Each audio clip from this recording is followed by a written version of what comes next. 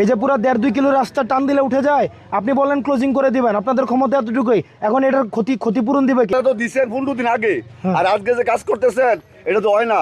কয় এই তেলটা যে দিচ্ছে এটা তো আমরা গাড়িতে দিতেছি। এগুলো সেটেল হতে একটু সময় লাগে। এই আপনি এই সেটেল হতে কি সময় লাগে? আপনি 2 দিনের রাস্তা যদি আপনার টান দিয়ে এইখানে দেখেন তো, এখানে কি আছে? এটা আপনি এখানে কিছু দিচ্ছেন? আপনি এখানে কিছু দিচ্ছেন?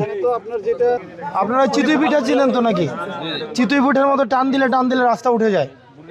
সরকার বাজেট দিচ্ছে 40 মিলি, ওখানে করতেছে 22 থেকে 25 মিলি, এবং আপনারা তো দেখছেনই যে কিভাবে টান দিয়ে রাস্তা উঠে যায়। এটা আসলে, এবং এই যে মাটির উপরে হচ্ছে পিচ ঢালাই দিচ্ছে, এবং এখানে দুর্নীতি করবে, এটা হচ্ছে যে সাহসটা হইছে, এটা তো অনেক, মানে 5 আগস্টের পরে। ওই কন্ট্রাক্টরটা কই? আপনি কই? সিরাজগঞ্জের ওই লোক কই? এই যে ওনারা সরকারি কর্মকর্তা, এখানে রাস্তার এই অবস্থা কেন? রাস্তা এটা মাটি ভালো হয়েছে, আপনি স্পষ্ট কথা বলবেন।